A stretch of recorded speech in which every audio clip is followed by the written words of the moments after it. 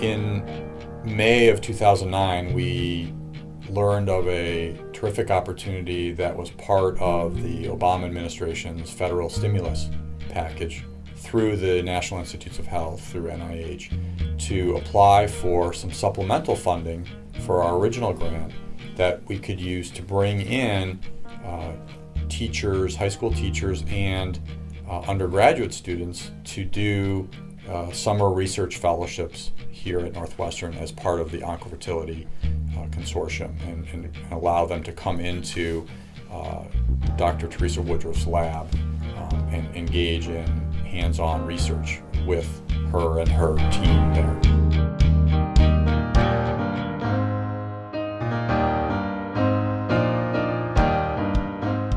My name is Megan Romero. I attend Tiffin University in Tiffin, Ohio. I'm majoring in forensic science. I plan to become either a forensic lab technician or crime scene technician.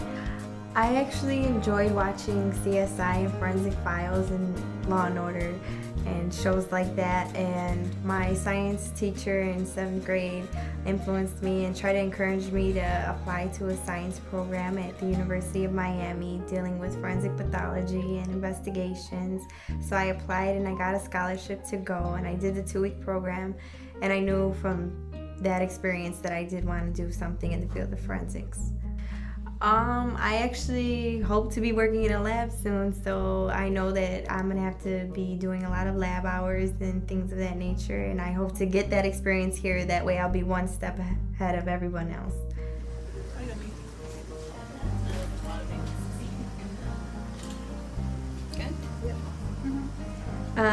So my name is Melissa Resch, and I'm a science teacher at Young Women's Leadership Charter School here in Chicago on the South Side.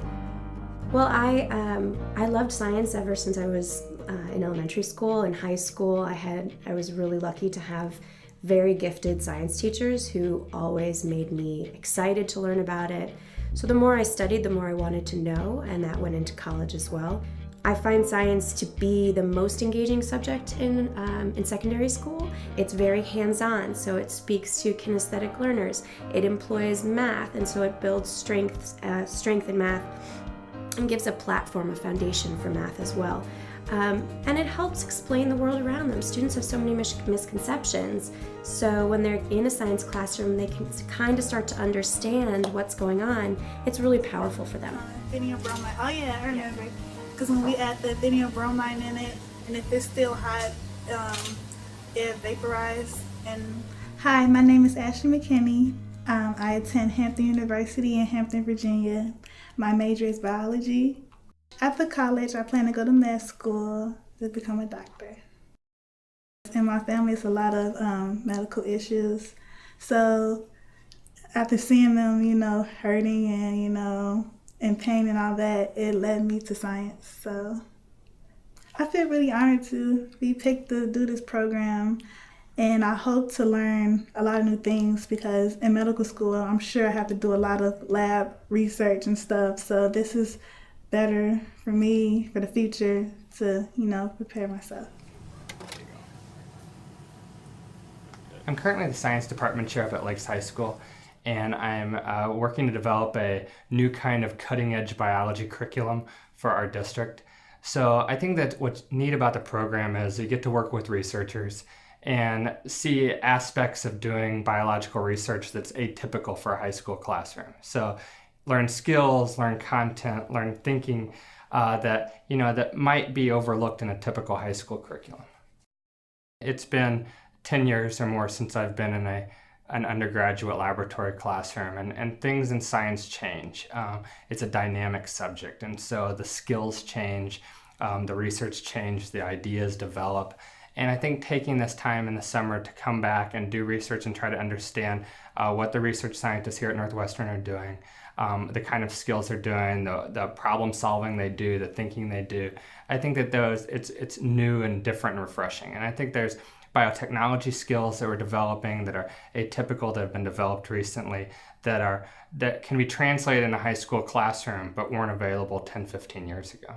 We actually were part of a program. This program is since high school, our junior year in high school. So we did it our junior year in high school, and then we did it as senior year, and we're back here for the summer as an internship.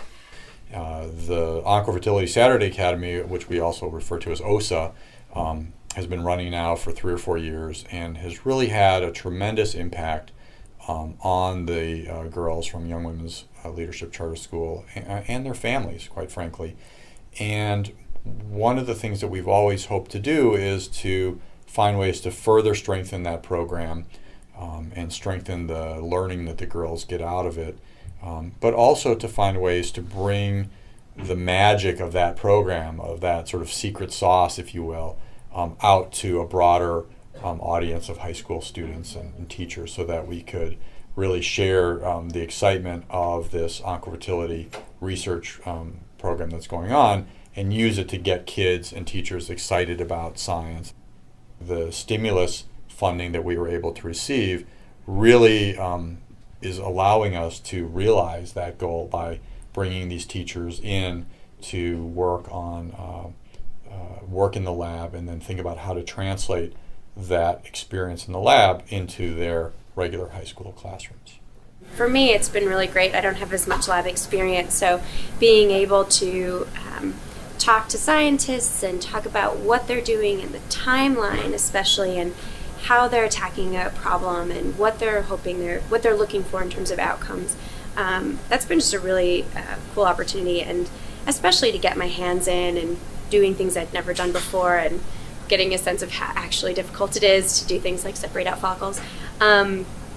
Working with the students today was great because it was such a fulfilling experience as a teacher to see a student stepping up and teaching, in this case the teacher, but being able to teach it all and having experience that they've then taken in and learned and that they can then disseminate. That's really powerful for me as a teacher to see. I think what happens is, as teachers, we focus on designing the next day's lesson a lot of times. And sometimes we teach what we've been taught, and we teach from our own experiences.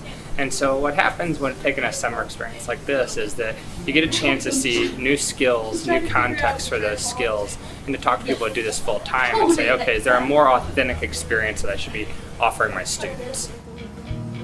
So you swirled and then you contracted? Yeah. Okay.